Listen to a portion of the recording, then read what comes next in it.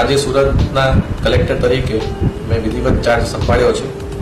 સુરત દેશનું સૌથી ઝડપથી વિકાસ પામી રહેલું શહેર છે અને જિલ્લામાં પણ વિકાસની જે યાત્રા છે સતત ચાલુ છે.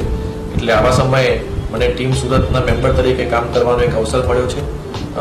મારી હંમેશા કોશિશ રહેશે કે મારી ક્ષમતા પ્રમાણે જે પણ આપણે પ્રયત્ન લોકો માટે સારા કામો કરીએ એ મારો પ્રયત્ન રહેશે અને સરકારની વિવિધ યોજનાઓ છેવાડાના માનવી સુધી પહોંચે એ અમારી પ્રાથમિકતા રહેશે. તે ઉપરાંત જે અરજદારો છે એ અરજદારોની પણ નાનામાં નાની બાબત કે જે નિયમ અનુસાર હોય તે કામ ઝડપથી પૂર્ણ થાય એવું પણ મારો હંમેશા પ્રયત્ન રહેશે. અને સરકારશ્રીનું જે પણ માર્ગદર્શન અમને મળશે અને સરકારની જે પણ અલગ અલગ વિભાગો વચ્ચેના સંકલનની કામગીરી છે એ પણ તેથી ચોકસાઈપૂર્વક કરવામાં આવે એવો મારો મતલબ પ્રયત્ન રહેશે.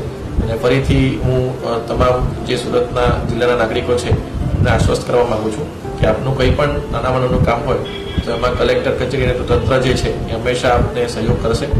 એટલે ફરીથી હું આ સુરતની જે જગ્યા છે ત્યાં મને આજે ચાર્જ સંભાળવાનો મોકો મળ્યો છે એટલે હું ફરીથી તમામ લોકોને ખૂબ શુભેચ્છા પાઠવું છું. જય હિન્દ.